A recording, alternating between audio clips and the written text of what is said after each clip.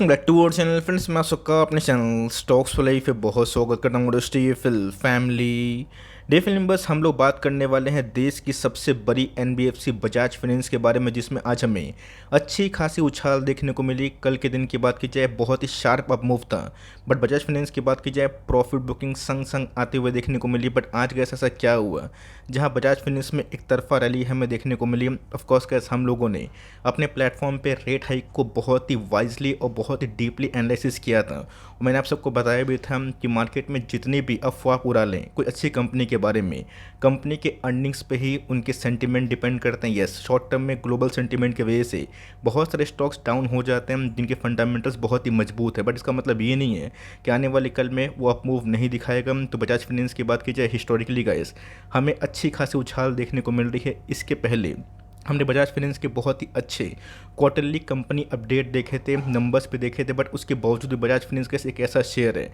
और Asian paint जिन्होंने gas 12 साल में फर्स्ट टाइम नेगेटिव कारोबार किया था, बट आज के गैस अपडेट के बाद बहुत ही पॉजिटिव सेंटीमेंट हमें देखने को मिल रही है। और मेरा ऐसा मानना है कि अगर आने वाले कुछ महीनों में अगर फर्दर रेट हाइक नहीं होता है, जो आरबीआई ने कन्फ्यूजिंग कुछ बयानबाजी की है, तो मेरे हिसाब से गैस वर्स्ट बहुत सारे एनबीएफसी के लिए ओवर हो सकता है। तो फटाफट डिस्कस करेंगे, बहुत ही इंटरेस्टिंग वीडियो होने वाली है। चैनल फर्स्ट टाइम होंगे सब्सक्राइब कर सकते हैं इस तरह की क्वालिटी कंटेंट को सबसे पहले एक्सेस करने के लिए। Now without delaying any for time, let's begin.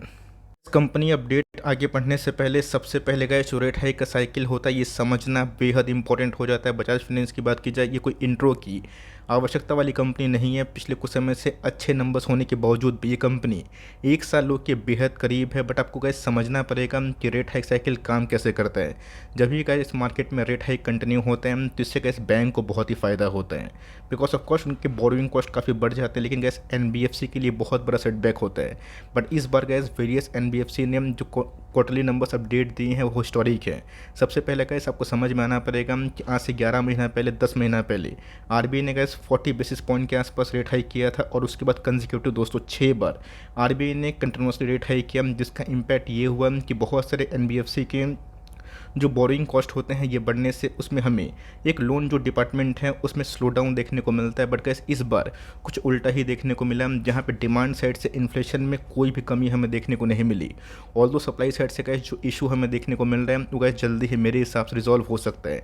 आज दोस्तों एमपीसी बैठक में आरबीआई ने कोई भी रेपो रेट में छेड़छाड़ नहीं किया, और मुझे लगता है कि अगर फर्दर रेपो रेट में छेड़छाड़ नहीं होगा तो बहुत सारे स्टॉक्स के जो एनबीएफसी को बिलोंग करते हैं शायद उसमें लॉन्ग टर्म बॉटम बन चुका है।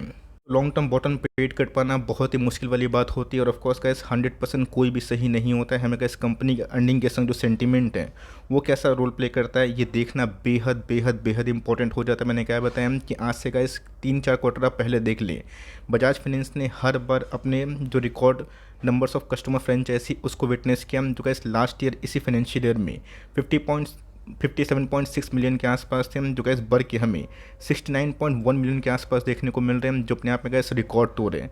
लोन बुक्स की बात की जाए वो भी गैस रिकॉर्ड तोड़ 7.6 मिलियन का मतलब क्या होता है 76 लाख के आसपास इस क्वार्टर में देखने को मिल रहे हैं। रही बात गैस एयूएम, आपको अच्छे से पता है कि लास्ट एक आध क्वार्टर से इनके एयूएम में थोड़ी बहुत गिरावट देखने को मिली, जिसका इम्पैक्ट ये हुआ था कि कंपनी अपडेट के बाद बजाज फाइनेंस जैसा अच्छा शेयर 7 से 8% लुढ़का था। बट अभी के टाइम अगर आप देखें रिकॉर्ड तोड़ 200 एयूएम में ग्रोथ हमें देखने को मिल रहा है, जो मेरे हिसाब से गाइस जो रेट हाइक साइकिल मैंने इसके पहले प्रेड किया था और देखा था एनबीएफसी में, ये पूरा ध्वस्त होता हुआ देखने को मिल रहा है। मार्केट एस्टिमेट की बात की जाए तो एयूएम में गैस 25% के आसपास ग्रोथ की संभावना थी, बट इस कंपनी ने गैस जो इस बार विटनेस किया ये बहुत ही मजबूत माना जा सकता है, और जिसका इम्पैक्ट ये हुआ कि इनके शेयर में हमें कल के दिन एक अच्छी खासी उछाल देखने को मिली। बट गैस कल वो उछाल प्रॉफिट बुकिंग में कन्वर्ट हो गई। बट अभी के टाइम गैस बहुत सारे ऐसे ब्रोकर्स उसको लेके बहुत ही बीरीज थे, अभी के टाइम ऑफकोर्स इनको अपग्रेड कर रहे हैं।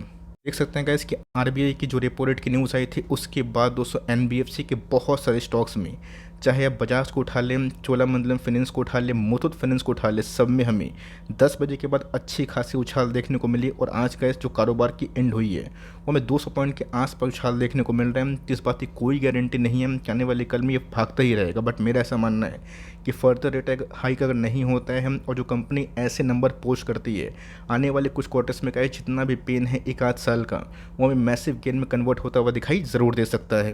गाइस कल के दिन नोटिस भी किया होगा कि बजाज फाइनेंस भागा तो था 4% के आसपास, लेकिन हमें टॉप से 3.5-4% के आसपास फॉल देखने को मिली। तो मार्केट में गाइस इस चीज़ का बेसब्री से इंतज़ार था कि भले कस्टमर फ्रेंचाइजी की बात की जाए, लोन बुक की बात की जाए, एओएम की बात की जाए, ये कंपनी उसमें हमेशा से अव्वल है और हमेशा से का जो रिकॉर्ड है उसको ब्रेक करती है। बट प्रॉब्लम कहाँ थी कि रेट हाइक का साइकिल कब तक कंटिन्यू होगा। तो ध्यान रखिएगा, यहाँ से गाइस जो रियलिटी स्टॉक है उनके लिए भी एक बूस्ट वाली बात है। हाउसिंग फाइनेंस की बात की जाए उनको थोड़ा टाइम लगेगा, बट येस जो नॉन बैंकिंग सेक्टर से गैस उनके लिए एक बहुत ही राहत भरी खबर आ सकती है। और एक बार गैस रेट हाइक का साइकिल खत्म होने के बाद जब कटौती हमें आने वाले 6-8 महीना पहले दिखाई पड़ेगी तो एग्जैक्टली गैस हमें वही माहौल दिखाई दे सकता है। क्यों बोल रहा हूँ, आपको याद भी होगा आज से 10 महीना पहले, 11 महीना पहले फर्स्ट जो रेट हाइक का साइकिल अनाउंस हुआ था। मार्केट गैस दूरदर्शी होता है, फॉरवर्ड लुकिंग होता है। उसने क्या किया, ऑफ कोर्स बजाज फाइनेंस को गिरा दिया in spite of very healthy numbers. But उसके बाद गैस मैंने क्या बताया कि मार्केट में back to back Bajaj finance ने अच्छे क्वार्टरली नंबर पेश किए थे, उसके बावजूद भी रैली हमें नेक्स्ट नहीं उल्टा गिरावट इसलिए देखने को मिल रही थी बिकॉज मार्केट बहुत ही अनसर्टेन था कि आरबीआई रेट हाइक कैसे करेगा। तो ऑफकोर्स गैस ये ग्रीन सिग्नल तो देखने को मिल रहा है, बट यहाँ पे कन्फ्यूजिंग बयान क्या है कि इस एमपीसी मीट में उन्होंने ये बोला है कि रेट हाइक में नहीं कर रहा हूँ। उसका मतलब ये नहीं है कि फॉरवर्ड लुकिंग में नहीं कर सकता। अगर डेटा सही आते हैं, इन्फ्लेशन आरबीआई के टॉलरेंस बैंड के नीचे आता है, वर्ल्ड मार्केट में क्रूड के प्राइस कांस्टेंट रहते हैं, तो मेरे हिसाब से गैस शायद से जो रेट हाइक का साइकिल था और जो खौफ था वो में ओवर होता हुआ दिखाई दे सकता है। को देखते हुए आपको अच्छे से पता है कि सीएलए से इनके पीछे हमेशा से हाथ धो के पीछे रहता था कि मैं इनको डाउनग्रेड करूंगा। फाइनली अगर आप देखें तो उन्होंने भी गैस अपने प्राइस को रेस्ट कर दिया, जो अभी के भाव से हमें 600 पॉइंट के आसपास उछाल देखने को मिल रहा है, जो फॉर्मूला कितना था 6000 के आसपास। तो मेरा ऐसा मानना है गैस कि अगर फर्दर रेट हाइक नहीं होता है, ओनली इफ़ एंड बट वाली कहानी है, तो मेरे हिसाब से गैस बहुत सारे एनबीएफसी का शायद से जो बॉटम फॉर्मेशन है वो हो गया है, या फिर आने वाले कल में अगर पेन होता भी है तो मैं बहुत बड़ी पेन की गुंजाइश नहीं पालता हूँ। अगर आप देखें तो न्यूज़ का अपडेट होना बहुत ही इंपॉर्टेंट है। आप लोग गैस शायद पक गए होंगे कि रेट हाइक का साइकिल सुन सुन के, लेकिन मैंने क्या बताया कि बजाज फाइनेंस ने सिर्फ इस क्वार्टर में अच्छे अपडेट नहीं दिए, इसके पहले क्वार्टर में भी गैस बजाज फाइनेंस ने हाईएस्ट एवर फ्रेंचाइजी के संग रिकॉर्ड तोड़ लोन बुक में विटनेस करा था जंप। उसके बावजूद भी इसलिए गिर रहा था बिकॉज आरबीआई इसके पीछे जिम्मेदार था। तो ऑफकोर्स आरबीआई को सीधा जिम्मेदार बोलना सही नहीं है। फेड अगर रेट हाइक करेगा तो आरबीआई बात था, लेकिन आरबीआई ने गैस आज जो डिसीजन लिया ना, ये इंडिकेट करता है कि हमारा सेंट्रल बैंक अब कोई गैस छोटा मोटा सेंट्रल बैंक नहीं है, और हमारे सेंट्रल बैंक में वो एबिलिटी है कि फॉरवर्ड लुकिंग करके हम लोग अपने डेमोग्राफी पर भरोसा करें और वही काम करें जो ऐसा नहीं कि यूएस कर रहा है, वही काम करें जो हमारे इंडियन इकोनॉमी को नीड है। तो ऑफकोर्स गैस इंडियन इकोनॉमी को बूस्ट करने के लिए रेट हाइक कंटिन्यूसली बेसिस से बढ़ाना ये सही बात नहीं है। और इसी की वजह से गैस बजाज फाइनेंस जैसे वेरियस कंपनी जो कि एनबीएफसी को डील करते हैं उन सब में हमें मैसिव उछाल देखने को मिला। तो क्या कोई थोड़ा बता सकता है कि आज एक ऐसी एनबीएफसी है जिसको मैंने इसके पहले बहुत बार कवर किया था, उसने 1 साल हाई को टच किया? कौन सी ऐसी एनबीएफसी है, आप देख के चौंक जाएंगे। जो बहुत लोग रेगुलर मुझे व्यू करते हैं, सुनते हैं, उनको अच्छे से पता है कि मैं किसके बारे में डिस्कस कर रहा हूँ, लेकिन मुझे आपके पॉइंट ऑफ व्यू जानना है कि कौन सी ऐसी एनबीएफसी है जिसने आज के दिन लाइफ टाइम हाई विटनेस किया, रिकॉर्ड तोड़, और उनके Q4 के जो अपडेट थे वही बहुत ही धांसू थे। इस गैस बात की जाए बजाज फाइनेंस के मार्केट कैप की बड़ी कंपनी है, प्राइस टर्निंग की बात की जाए 33 के आसपास है। तो ऑफकोर्स स्टिल एक्सपेंसिव है बिकॉज बहुत सारे एनबीएफसी आपको 25-30 के आसपास मिल जाएंगे। तो मेरा ऐसा मानना है कि एक समय गैस कोरोना पैंडमिक के बाद इनके अर्निंग्स काफ़ी डाउन हुए थे और इसका कैसे वैल्यूएशन था 58-60 के आसपास था, जो कैसे गिर के आधा हो चुका है। आने वाले कल में अगर 3 महीना में अगर कुछ बड़ा जंप नहीं होता है और अर्निंग्स बढ़ते हैं तो प्राइस टू अर्निंग भी कैसे आपको बहुत रीजनेबल दिखाई पड़ेगा। प्राइस टू बुक की बात की जाए वो भी हमें ठीक ठाक रीजनेबल मॉडरेशन देखने को मिलेगी। कंपनी के आरओई जो कि बहुत ही बड़ा बैरोमीटर होता है कि कौन सी कंपनी का शेयर उनके बिजनेस में कितना कमा के देता है, ये गैस एनबीएफसी के क्षेत्र में थोड़ा सा कम होता है, बट इनके अंदर काफ़ी सफिशेंट जो क्वालिटी है वो हमें दिखाई देती है, जो कि 17.5% के आसपास है। ऐसा मानना है गैस कि जो रिकॉर्ड तो लोन बुक में इजाफा हमें देखने को मिल रहा है, और इसके पहले गैस बजाज फाइनेंस ने बैक टू बैक बहुत ही हिस्टोरिकली टॉप लाइन को विटनेस किया था। इनके फाइनेंशियल मार्जिन गैस हमेशा से बहुत ही कॉन्स्टेंट और रिजिड होते हैं। उसके बाद गैस कंपनी ने back to back highest ever profit दर्ज किया था। तो मेरा ऐसा मानना है गैस कि इस क्वार्टर में अगर इनके अर्निंग्स 3200 से लेकर 3300 के करोड़ के आसपास होते हैं, तो बहुत ही क्वालिटी अर्निंग्स माना जाएगा और वहाँ पे गाइस फेथ होगा। यहाँ से फर्दर गिरावट अगर होती है बिल्कुल ही पैनिक ना करें, बिकॉज मुझे लगता है कि रेट हाइक का साइकिल अगर एक बार फुली स्टॉप अगर होता है, रेट कटौती अगर होती है एनबीएफसी गाइस और खासकर रियलिटी में जो कि बहुत ही बीटन डाउन हो चुके थे, उन सब में हमें बैक टू बैक इजाफा देखने को मिलेगा। बट वो एक बार में नहीं होगा, इसको प्रोसेस पूरा करने के लिए मुझे लगता है कि 1 साल या फिर 1.5 साल का एक लंबा टाइम पीरियड लगेगा। बट वही गाइस 1-1.5 साल हम इक्विटी मार्केट में बहुत ऐसे अर्निंग्स मिलेंगे और बहुत स्टॉक में इजाफा होगा, जिसको लेके गाइस हम लोग लॉन्ग टर्म में एक बहुत बड़ा दाव खेलते हैं। पहले भी गैस मैंने आपको लॉन्ग टर्म मूविंग एवरेज 200 का मूविंग एवरेज वीकली चार्ट पर अगर आप चार्ट देखें तो इस पर गैस मैं 1 वीक का चार्ट नहीं दिखाऊंगा, बिकॉज बहुत ही वोलेटाइल होता है। वीकली चार्ट की बात की जाए, मैंने आपको साफ साफ बताया कि लॉन्ग टर्म वीकली चार्ट अगर 200 का मूविंग एवरेज कोई भी बड़ा स्टॉक तोड़ता है, अगर उसके अर्निंग्स बहुत ख़राब है तो कम से कम 15-20% वहाँ से गिरता है।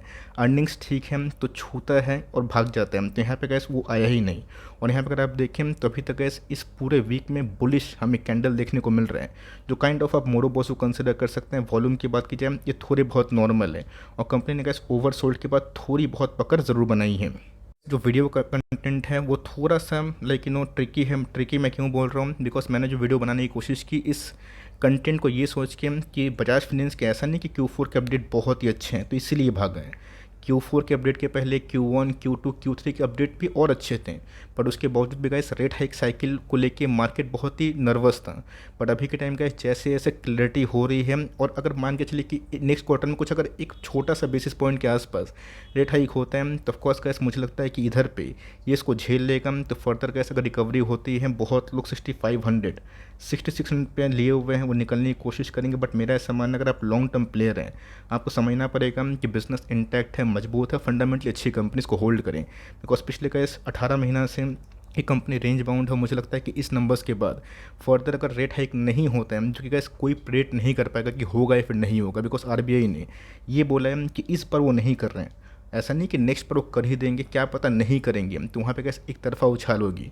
तो SIP करिए, अच्छी क्वालिटी स्टॉक पर निवेश करें और बस बने रहे। मार्केट में कैसे प्लस माइनस होगा, बट जो आज के दिन अपडेट आया था और जो आरबीआई ने बोल्ड स्टेप लिया है, आपको कैसा लगा, चाहे तो कमेंट बॉक्स में प्रतिक्रिया को ज़रूर लिख सकते हैं। तो प्लीज़ लाइक करिएगा, आप लाइक नहीं करते हैं मज़ा नहीं आता है। और सब्सक्राइब करिए, बहुत ऐसे सब्सक्राइबर हैं जो बिना सब्सक्राइब के वीडियो देख रहे हैं। प्लीज़ सब्सक्राइब आप चाहें तो मन से कर सकते हैं। तो गाइस मिलते हैं जल्दी ही, तब तक के लिए bye. Thanks for listening friends, God bless you all.